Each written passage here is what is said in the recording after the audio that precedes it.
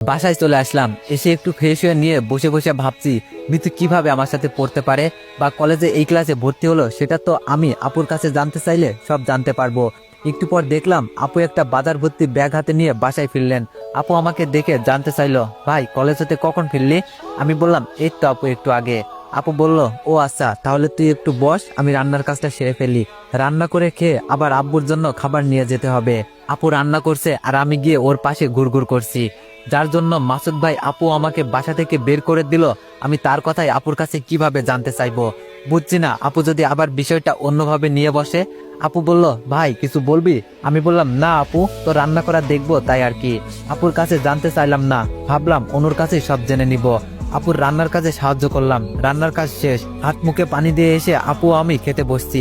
খাবারের থালা হাতে নিয়ে আপুর দিকে চেয়ে চেয়ে ভাবছি, আপু এই 10টা দিন কতই না সুখে ছিল, আজ আমার জন্য আবার এইসব খাবার খেতে বসেছে। ওকে নিজের স্বামীর ঘর ছাড়তে হয়েছে।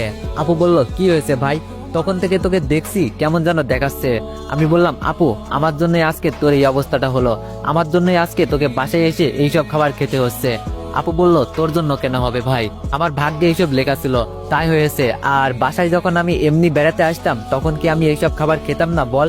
উনার রাগ হয়েছে, রাগটা কমলেই দেখবি আমাকে নিতে আসবে। ভাই তুই এইসব ভাবিস না, খেয়ে নে তো। কোথায় আমি আপুকে সান্ত্বনা দিব তা নয়, আপুই আমাকে উল্টো সান্ত্বনা দিয়ে বসলো। খাওয়া দাওয়া শেষ করে আপু আব্বুর জন্য খাবার নিয়ে যাবে কি? আমি বললাম, আপু তুই সকাল থেকে কাজ করে বাজার করে বাসায় ফিরলি, রান্না করে আবার এখন আব্বুর জন্য খাবার নিয়ে যাবি? বরং আমি আব্বুর কাছে খাবার নিয়ে যাচ্ছি, তুই এখন ক্লান্ত, একটু বিশ্রাম কর। খাবারগুলো একটা ব্যাগে করে নিয়ে আমি রাস্তা দিয়ে আসছি, পিছন থেকে একটা গাড়ি এসে বারবার হর্ন বাজাচ্ছে। আমি রাস্তার এক পাশে চলে গেলেও তাও গাড়িটি বারবার হর্ন বাজাচ্ছে। পিছন ফিরে বলতে লাগলাম, গাড়ি যাওয়ার মতো যথেষ্ট জায়গা আছে তো, তবুও পিছনে পিছনে এসে এমন হর্ন বাজাচ্ছেন কেন? সমস্যা কি আপনার? একটু খেয়াল করে দেখলাম, আরে এটা তো অনু। অনু বলল, কি ব্যাপার আবির, মাথা গরম যে? এমনিতে একটু দুষ্টামি করছিলাম আর কি। আমি বললাম, ও বুঝলাম। অনু বলল, কোথায় যাচ্ছ আর ব্যাগে কি? আমি বললাম, আব্বুর কাছে খাবার নিয়ে যাচ্ছি। অনু বলল, ও এসো, আমি এগিয়ে দিচ্ছি। আমি বললাম, না আমি হেঁটেই চলে যাব। অনু বলল, আরে আমি তো ওই দিক দিয়েই যাব, আসো তো। উঠে পড়লাম গাড়িতে। অনু বলল, আচ্ছা আবির, খাবার দেওয়ার পর তোমার কি ওইখানে কোনো কাজ আছে? আমি বললাম, না কাজ তো নেই। অনু বলল, তাহলে চলো না, খাবার দিয়ে এসে আমরা একটু গাড়িতে করে ঘুরি। আমি বললাম, না এইসব কি বলো তুমি, সবাই দেখলে কি বলবে? অনু বলল, কি বলবে, আমরা তো বেস্ট ফ্রেন্ড, আমরা তো একসাথে ঘুরতেই পারি। আমি ভাবছি আমি আবার অনুর বেস্ট ফ্রেন্ড হয়ে গেলাম কবে থেকে। অনু বলল, প্লিজ প্লিজ চলো না। আমি ওর কথায় রাজি হয়ে গেলাম। আব্বুকে খাবার দিতে আমি ভেতরে গেলাম, ও গাড়ি নিয়ে বাইরে দাঁড়িয়ে থাকলো। খাবার দিয়ে আব্বুকে বলে ক্যাশ হতে কিছু টাকা নিয়ে আসলাম, কেননা টাকা তো লাগতেই পারে। গাড়িতে এসে বসলাম, অনু আর আমি অনেকক্ষণ ঘোরাঘুরি করলাম। ও বলল, চলো এবার আমরা কিছু খাবো। এক দামি হোটেলের সামনে অনু গাড়ি দাঁড় করালো। আমি বললাম, অনু আমি না খেয়ে এসেছি, আজ না খাই, অন্য একদিন খাবো। অনু বলল, মানুষ কি শুধু খেতেই খেতে দেয় নাকি? আমি বললাম, তাহলে? অনু বলল, চলো গেলেই বুঝবে। অনু আগে আগে আর আমি ওর পেছনে পেছনে গিয়ে হোটেলে ঢুকলাম। অনু ওয়েটারকে ডেকে অর্ডার করা শুরু করে দিল। এতক্ষণে বুঝলাম ও কেন আমাকে লিফট দিল, ও হোটেলে নিয়ে আসলো। আর কারণটা কি? আমাকে বলল, তুমি কি খাবে? আমি বললাম, একটা কিছু অর্ডার করে দাও, কফি হলেও চলবে। আমি বললাম, আচ্ছা অনু, তোমাকে একটা কথা বলার ছিল। অনু বলল, বলো। আমি বললাম, আচ্ছা আমার জানা মতে মিতু তো এক সাবজেক্টে ফেল করেছে, ও কিভাবে আমাদের সাথেই পড়ছে? অনু বলল, কেন তুমি জানো না? মিতু আইসিটিতে 2 মার্কের জন্য ফেল এসেছিল, পরেও বোর্ড চ্যালেঞ্জ করেছিল, কোন রকমে পাশ করেছে আর কি। আমি বললাম, ও আচ্ছা। অনু বলল, আবির আমরা তো বেস্ট ফ্রেন্ড, সো আমরা তুই করেই বলতে পারি, তোমার কি কোনো সমস্যা হবে? আমি বললাম, আরে না, সমস্যা কেন হবে? অনু বলল, থ্যাংক ইউ, নাও এবার খাওয়া শুরু করো, সব খাবার আমাকে ঢেলে দিয়ে। আমি বললাম, মানে এইসব তো তুমি খাবে বলে অর্ডার করলে। অনু বলল, আরে না, এগুলো তোমার জন্য অর্ডার করেছি, আর তুমি যা খেতে চেয়েছো আমি তা খাবো। আমি কিছুই বুঝলাম না অনু এরকম কেন করলো। খাওয়া শুরু করলাম, এক হাত দিয়ে খাচ্ছি আর অন্য হাত পকেটে ঢুকিয়ে দিয়ে টাকাগুলো নাড়ছি আর ভাবছি, রক্ষা করো প্রভু, না জানি আজকে কত অপমান হতে হবে। আমার যেন খাবারগুলো ভিতরে যাচ্ছে না, গলায় গিয়ে আটকে যাচ্ছে। খাবার নয়, মনে হচ্ছে অপমান গিলে খাচ্ছি। অনু বলল, কি হলো, খাও। আমি বললাম, আসলে অনু তুমিও যদি আমার সাথে খেতে তাহলে ভালো হতো আর কি। অনু আমার সাথে খাওয়া শুরু করলো। খাওয়া শেষ, ওয়েটার বিল দিল, 1600 টাকা বিল হয়েছে। আমি জানি আমার পকেটে মাত্র 500 টাকা রয়েছে, বাকি 1100 টাকা কোথায় পাবো?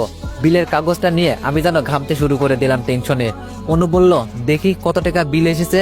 মাত্র 1600 টাকা, এই নিন, ব্যাগ হতে বার করে দিয়ে। আমি বললাম, অনু থাক, আমি বিল দিয়ে দিচ্ছি। টাকা নেই তবুও বললাম আর কি। অনু আমাকে বাসা অব্দি নামিয়ে দিয়ে কাল কলেজে যাবে কিনা জানতে চেয়ে চলে গেল। আমি বাসায় এসে দেখি আপু শুয়ে আছে। আপুর মুখের দিকে খেয়াল করতে লক্ষ্য করলাম ও চোখের নিচে কালচে দাগ পড়া শুরু হয়ে গিয়েছে। একটু পর এক ব্যক্তি এসে একটা লেটার দিয়ে গেল। আমি খুলে পড়তেই যা পড়লাম, সত্যি আমি নিজের চোখকে বিশ্বাস করতে পারছি না। ফেরেশতার মতো একটা মানুষ এটা করতে পারে কিভাবে আমার মাথায় ঢুকছে না। আমি চেয়ারে বসে পড়লাম, চিঠি খুলে পড়ে দেখি এটা আমার আপুর ডিভোর্স লেটার। মাসুদ ভাই আপুকে ডিভোর্স দিয়ে একটা সই চেয়েছে। আমার মাথাটা যেন ঘুরতে লাগলো। আপু ঘুম থেকে উঠলে আমি ভাই হিসেবে কিভাবে এই কাগজখানা ওকে ধরিয়ে দিয়ে বলবো, আপু ভাই তোকে ডিভোর্স লেটার পাঠিয়েছে। আপু সারা জীবন কত কষ্ট করে আমাকে মানুষ করেছে, কত কষ্টই না সহ্য করেছে, কিন্তু আজ কি ওই কষ্টটা সহ্য করতে পারবে কি? যেই মানুষটার জন্য নিজের জীবন দিতে বসেছিল, ওই মানুষটাও কত কষ্ট করে তাকে ভালো করেছে এইসব ভুলে থাকতে। আমি চিঠিটা টেবিলে রেখে মুখে হাত দিয়ে মাথা নিচু করে কান্না করতে শুরু করে দিলাম। এ কি হয়ে গেল? আমার জন্য আপুর এমন মধুর সংসারটা আজ ভেঙে গেল। একটু পর আপু বলল, ভাই তোর কি হয়েছে? তুই এভাবে বসে থেকে কাঁদছিস কেন? আমি গিয়ে আপুর পা চেপে ধরতে গেলে ও আমাকে আটকে দিয়ে বলল, আরে এইসব কি করছিস, কি হয়েছে বল। আপুর হাত চেপে ধরে ক্ষমা চাইলাম। আপু আমাকে মাফ করে দে প্লিজ, আমার জন্য তোর। ভাই কি হয়েছে বল। আমি একটু টেবিলের দিকে তাকালাম। আপু বুঝতে পেরে ডিভোর্স লেটারটা পড়তে শুরু করে দিল। আমি মেঝেতে হাঁটু গেড়ে বসে পড়লাম। একটু পর আপুর হাত হতে ডিভোর্স লেটারটা মাটিতে পড়ে গেল। ও বিছানায় চুপ হয়ে বসে পড়ল। আমি গিয়ে ওর পা দুটো জড়িয়ে ধরলাম। আপু আমাকে মাফ করে দে আমার জন্য। আমার মাথাটা আপু জড়িয়ে ধরে বলল, ভাই যেই মানুষটার সাথে সারা জীবন কাটাবো ভেবে হাতটা ধরেছিলাম, আর সেই আমার হাতটা এভাবে ছেড়ে দিবে ভাবি নাই। এভাবে আমাকে পর করে দিল ভাই। আপুকে কি বলবো, কি সান্ত্বনা দিব, কোনো ভাষাই খুঁজে পাচ্ছি না। শুধু চোখের পানি বয়ে যেতে থাকলো। আপু বলল, ভাই তুই নিজেকে দই দিস না, আমার ভাগ্যের লিখন সব। আপুর হাত ধরে বললাম, আপু চল, আমাদের মাসুদ ভাইয়ের সাথে একটু কথা বলা উচিত। ডিভোর্স লেটারটা হাতে নিয়ে আমি আর আপু মাসুদ ভাইয়ের বাসায় ছুটে গেলাম।